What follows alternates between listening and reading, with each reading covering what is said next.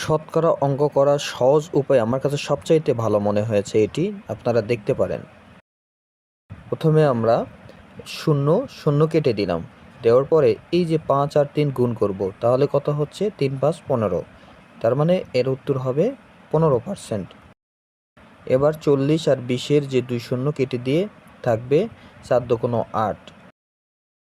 এই ধরনের একটু ব্যতিক্রম, সেটি হচ্ছে এই দুটি সংখ্যাকেই 4 সংখ্যা দিয়ে গুণ করলে দেখতে পাচ্ছেন যা হবে, আমরা 2 ঘর পরে একটি দশমিক দিয়ে দিব, তাহলে 12.25 অ্যান্সার। এইখান থেকে একটু ব্যতিক্রম, আমরা 2টা শূন্য কেটে দিতে পারি, একটিও দিতে পারি, কিন্তু 2টা শূন্য দিলে কি হবে, এই যে 5 5 25 আর এই শূন্যটা এই ডান পাশে বসাই দিব, তাহলে 250। 8-এর 3%, তাহলে কত হচ্ছে 3 8 24, পয়েন্ট দিয়ে দিব, দিয়ে সামনে একটা শূন্য দিয়ে দিব।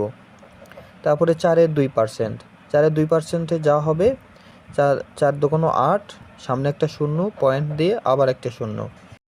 20-এর 20% কত হবে কমেন্টসে আমাদের জানাতে পারেন।